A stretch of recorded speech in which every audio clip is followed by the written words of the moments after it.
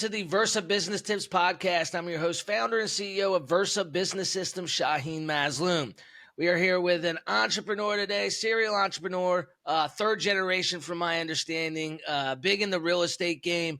Moshe, how you doing today, brother? Thanks for joining us. Great to be here, Shaheen. Thank you, man. Thank you. So, for those out there that don't know who you are and what you do, tell us a little bit about yourself. So originally from New York, moved down here with my wife 18 years ago down to Miami Beach. Our corporate office is in Fort Lauderdale. We came down here, went to law school, business school, 2009. 2008, thought I had a job, lost the job. The whole market crashed. We started buying foreclosures. And we created a whole vertically integrated system to manage multifamily. Then a couple years later, in 2015, we started buying office buildings, and 2019, we started buying assisted living, all with the same energy, same idea to create value, to create buy foreclosures, bankruptcies, things that are broken, turn it around. My wife and I, we work together, and we have 11 children. Wow. Yeah. 11 children. Yeah. What's the age range? So my oldest will be 19 in April, and my 1-year-old, he just turned 1 a couple days ago. Wow. It's 9 That's boys, awesome, man. Do you have a school bus? Well, we have a Mercedes Sprinter. There you go. There you go. Yeah, you got to have that, right? We had a car, impressive. then we had the minivan, then we had we just progressed. Van and then the Sprinter, right? Absolutely, man. Absolutely. So obviously you're a very busy guy. How do you find the time to be there for your family and to, also make sure that you're not leaving your eye off the business and still scaling and growing? You're obviously growing your family and your business at the same time, pretty rapidly, right? I mean,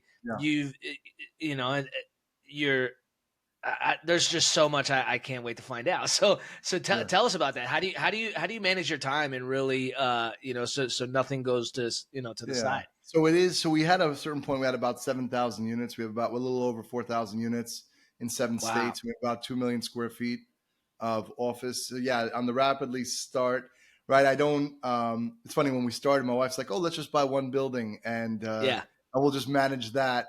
She comes from immigrant parents, so we can really oversee. Yes. And I guess I'm completely ADHD and the ones that get it, they get it, right? Yeah. So, but as far as management of time, I'd say about 8 years ago.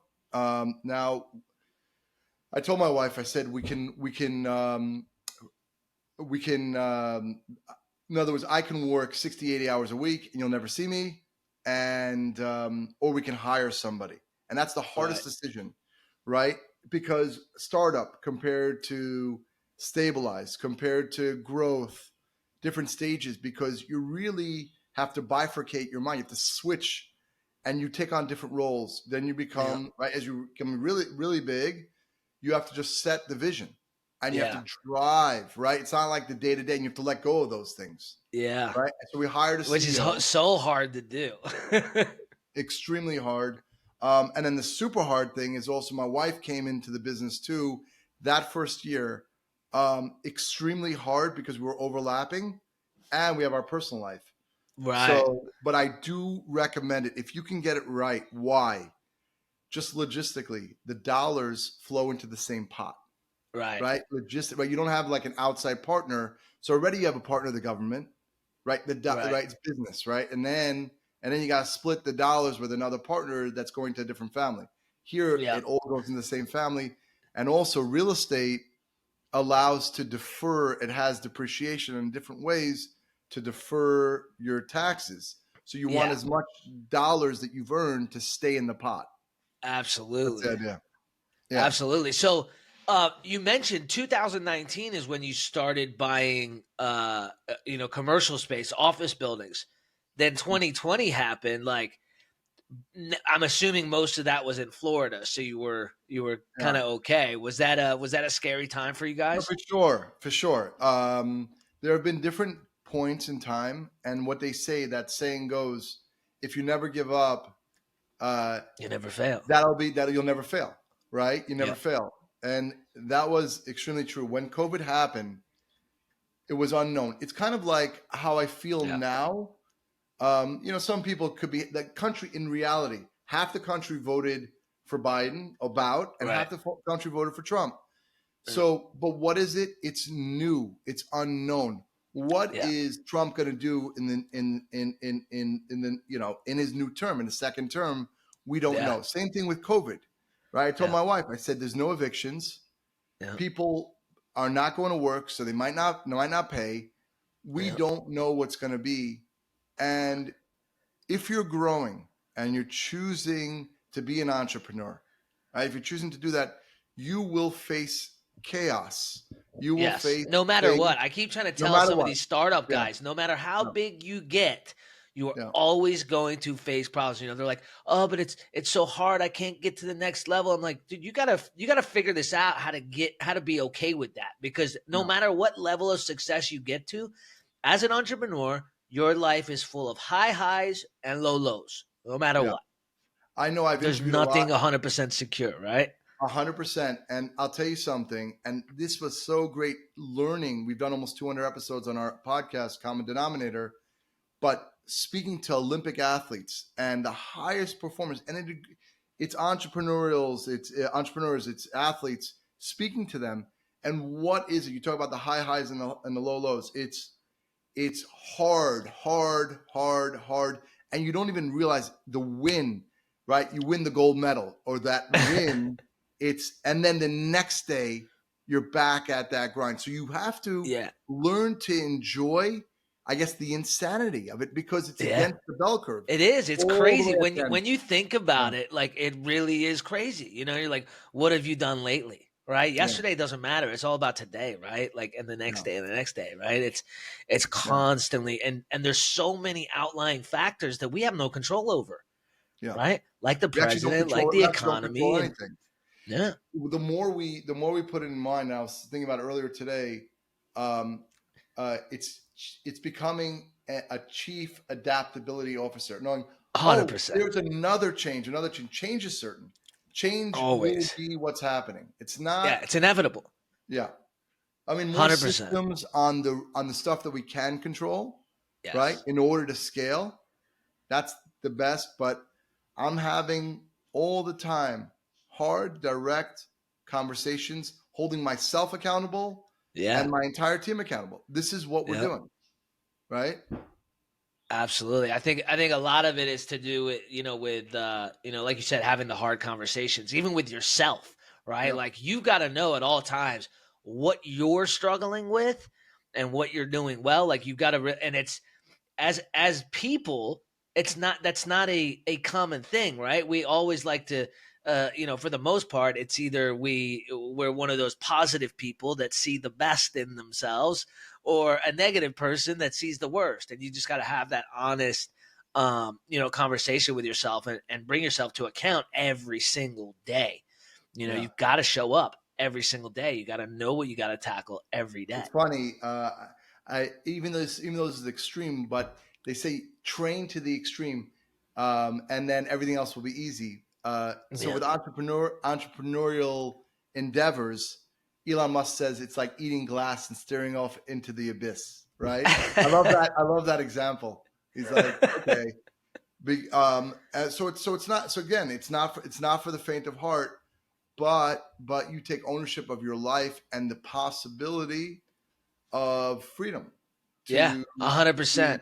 right. So there's that Yeah. I mean, as we one look. deal can change everything, right? Yeah, Like, it doesn't matter what business you're in. You're one deal away from your life changing dramatically, but yeah. it doesn't stop there, right? It never stops, right? It never stops. It goes until you either exit and sell, or, hand down to a family member, or whatever it may be. So you you were doing multifamily homes, then commercial, and then you got into assisted living. What made you get into the assisted living? Was it just to kind of diversify a little bit more? Like, why did you like the assisted living space versus Yeah, it's any other route you definitely could have gone? it's definitely diversification. I'll tell you something. When people think, "Oh, is now a good time to invest?" I always say this: every time is a good time to invest. Most deals are no good, but your job is to understand the pulse of that particular opportunity. I'm buying this for $1. The market is $3. I got to do this in order to create that value. And Yeah. then I did something. Most people don't understand the pulse of how to find an opportunity in every business, by the way. In Right. every business, right? Your Yeah. competitor is selling, there's an opportunity, there's this, there's that. So in assisted living, I kind of fell into it. There's pros and cons to it, meaning I fell into it. A friend of mine from elementary school, Opportunity the presented itself. opportunity presented itself. He was selling. Um, he was representing a family office, and he was selling this property. But from that, right? So that property uh, was need complete gut rehab, but it was in a great location. But from that, there was another property that they sold me, which wasn't assisted living, but we converted that to multifamily. But because of that conversion, we created value. We Right. created value as a multifamily. The market see that as a much more valuable thing. Now, people have to understand, I thought that assisted living was just a real estate play and we had a third party manage, but he wasn't managing the way I expected it to be. So we had to create a whole team to run the business, right? So it's two boxes. One is the Right. real estate. Yeah. Two is the operating business dealing with seniors. And Yeah. it's hard, by the way. If anybody, again, to that point, everything that we do, right? We hear the narrative of office. It's hard. So I always say, build that into your budget. Mismanagement, Right. theft, build that in. And that's why you have to go in at a base that's so low that there's room to still make money, Yeah. right? That's the idea. You have to just Yeah. negotiate to get the best price. And there are opportunities every day. Absolutely. Absolutely. So you started getting into assisted living. Was that around around COVID times? 2019, around Okay, right so it's before COVID. 2019. Yeah, Wow. And yeah, so since that first opportunity that presented itself, the numbers made sense. Were you planning originally on just having it as a real estate play, and then you realized, well, maybe we should manage it ourselves? yeah. Well, it wasn't the management wasn't happening the way I knew it could happen. So we had to build a Right. whole team, and So we you got saw another opportunity within that opportunity. Like, look, we got right, another opportunity here to really make this thing. right. If we take it over. So now from there, how did you then decide to how many, I guess, assisted living community? I mean, Florida is that's where everybody ends up, right? Like that's where me and my wife are going to end up. We just got married in April. We're probably going to move down there in the next winter. Plan to start winters down there, and summers here, but everybody ends up down there, especially the elderly, right? Like there's such an 10%. old, what's the average age of people in Florida? Like 60? Well, yeah, it's in the 60s, but remember, there's 5 million people over 65 living in Florida. It's 10% of all seniors nationwide. Wow. So you have that, but there's a lot of seniors that are on set budgets. Right. But you're also dealing with inflation on the expenses side. So if you Yeah. want it, you got to watch your expenses and Yeah. payrolls, right? So you're dealing with nurses, with care, with food, with supplies, right? Like every business, you have to go line item, zero-based budget, Right. line item by line item on the expenses, and then you can also buy a few facilities so you can have economies of scale.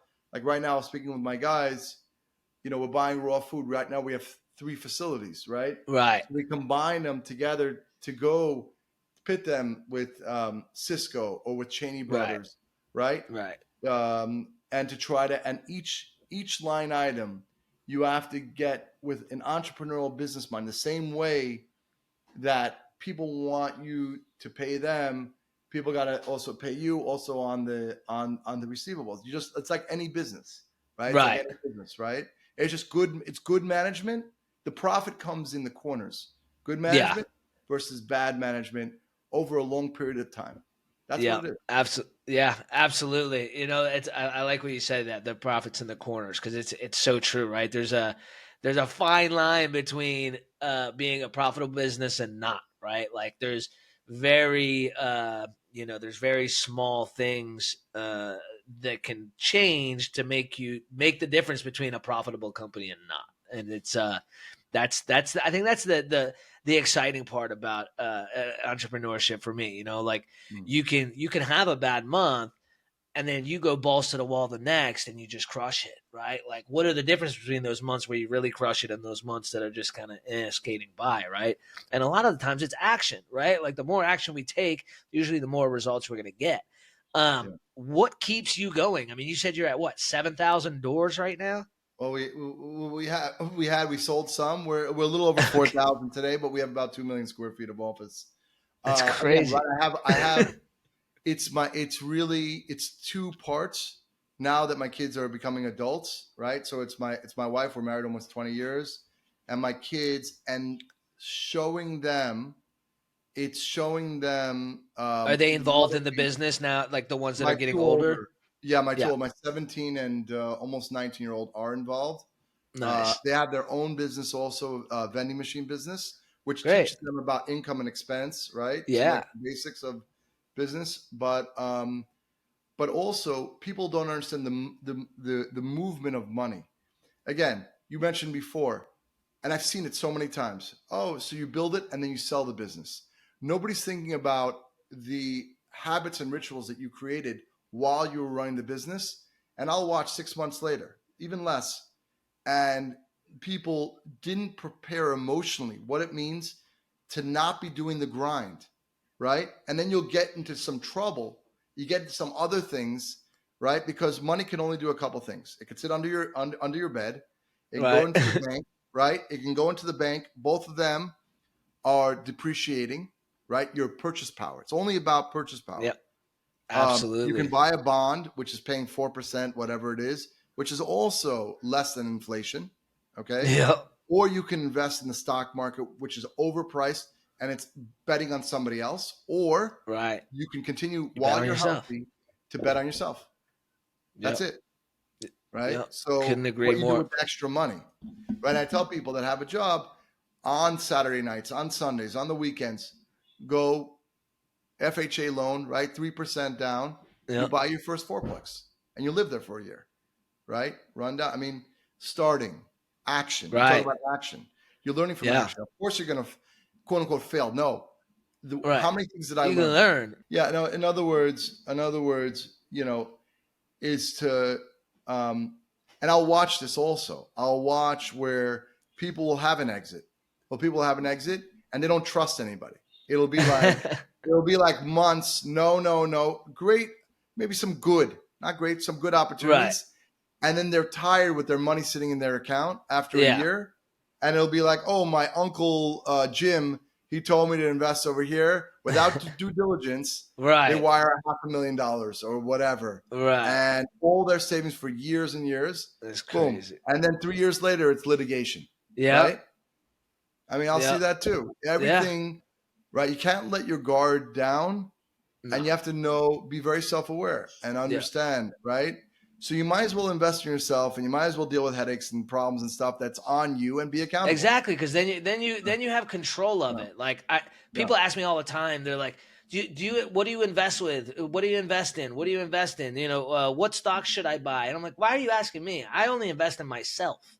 I'm like my business every day. I invest in myself and my business. Right. If it's Yeah. not teaching me something and it's not helping my business grow, I'm not spending money on it.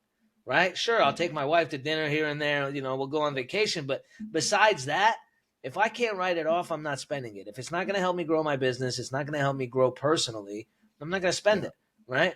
Maybe later on down the line, that'll change. But, I think people too early, they feel like it's safer to bet on the crypto and the stock market, and it's they either don't believe in themselves or they just don't want to put in the work.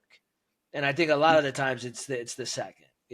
Watch that. You saw that thing with DeepSeek that came out just a couple days ago, right? Yeah. Just something simple, right? So everybody believes, you have this hope, this idea, oh, NVIDIA knows what it's doing. It's trading at who knows what kind of multiple, right? The fundamentals are not there, right? It's a dream and a hope. In one day, 600 billion, not million, $1 billion of loss. The market loses $1 trillion in a day. Insane. Okay? One. It could happen. I call myself a realist. In other words, positive realist. Let's call it that way. Yeah. I mean, like, if there's no real value there, like, it's too volatile. There's nothing. I mean, it's like air. Smoke and mirror. Yeah. Look, in crypto, I've seen people make a lot of money on crypto. I've seen that. That's another thing. But there's, like you're saying, there's a lot more people that have lost. That's right. Nobody talks about the losses, right? Like, nobody starts a podcast like, "Hey, let's talk about all the losses," right? Everybody talks about the wins. They talk about the wins, right? The 10-year overnight success, they say, right? Right. We don't talk about the heartaches and the sleepless nights. And if I told you just in the past month how many people I met, literally on paper, they had hundreds of millions of dollars, literally, like those kind of numbers, and how they got humbled. And that's what we talked about. Yeah. We're talking about business in the future, but that's what you have to learn and know. And every day, it just could, who knows what it could be. You got to, at the end of the day, I know that if I lost it all today, I could make it back. Right? Because I bet on myself, right? One thing they can never take from me is what's up here. Right. And what I want to put in, what I want to do every day. Right. And that's the biggest thing. I think for aspiring entrepreneurs is learning. It's watching podcasts like this. It's learning from aspiring entrepreneurs, from people who have done it before, and what it really takes, and what you're going to hear from every single one of them, including you. Like you said, it's mindset, it's action, and it's it's persistence and betting on yourself. Right. So Moshe, it's what's next for you? Are you going to continue to get into other areas of real estate, or what's the plan from here? So we are the next iteration, right? So the whole time was my wife and myself. We were buying properties and kind of high net worth investors and friends and family. So we just a couple days ago we launched our opportunistic real estate fund, Fund 1. For institutional investors and sovereign wealth and some high net worth. So we're doing what we've done just on scale. Right? Because the opportunities now. Before interest rates go down, the pricing on assets are depressed. And the opportunities on the other side. So instead of selling everything, we're doubling down, right? There you go. And hopefully showing our family and our kids, what's possible. Absolutely. I think you've shown them pretty well so far. If you can afford to at least feed 11 children, you're doing all right. Right. No, but it's right. But coming from having 3 kids and no job and no family here in Florida. It's a lot of gratitude. A lot. Absolutely. Opportunities, they come around, but at the end of the day, you were the one that seized the opportunity. You saw the opportunity. You did something about it. Every day people see opportunities all the time, but it's what, most people don't take advantage of it, and it's, it's a mixture between, they say, they call it luck, but I don't think it's really luck. I think it's action mixed with, opportunity. Yeah. And then you have to have a contrarian. I mean, right now, the unknown, I don't want to necessarily call it fear, but because of the Trump administration, the change in energy, right? So you have Biden, Obama, big change. world, I mean, because at the end of the thing, he has nothing to lose. He's not going for another term, so he's got nothing to lose. Right. So the opportunity is in when people are unsettled now. For you to strike, like you said, take action. Now, bet intelligently. Right. It's still a bet because it's business. Right. No guarantees in anything. We talked about, but I think it's now. I see it now and the Yeah. next little bit of time. I agree. Yeah. And I think a lot of entrepreneurs are seeing the same thing. You know, with us being in B2B, we're seeing more people borrow more money to expand their companies. People are excited again. People are making moves and they're like you, doubling down instead of getting out. And, I'm really excited to see what this economy does over the next couple of years. It's really exciting stuff. Agreed. No, I appreciate you hopping on with us today, man. I could talk to you for hours. I learned a lot today, and I can't wait to tune into your podcast. Where can we go to tune into your podcast? So it's Common Denominator Common is the name of Denominator. the show. The idea is it's a way we give back. So we talk about the things we have in common as humans, Love right? that. What brings us together, right? So if you only think no, just as an example, right? For up to the age of 18, how many times do we hear the word no compared to the word yes? So hopefully it's a way to inspire. We talk about practical ideas, not in the abstract, like real stuff, real stories. So it's on Spotify, it's on Apple, YouTube, wherever you get your podcast, Common Denominator. And then our website is moshepopack.com, and you could find all our content. I'll put both of the links in the description so people can find you. Thank you. I really appreciate you. Absolutely. I appreciate you, man. Absolutely. Hopefully we can talk soon and see how we can continue to provide value to each other and our audiences. I'd love to do more together. Thank you so much. Thanks, Moshe. We'll talk soon. Thank you.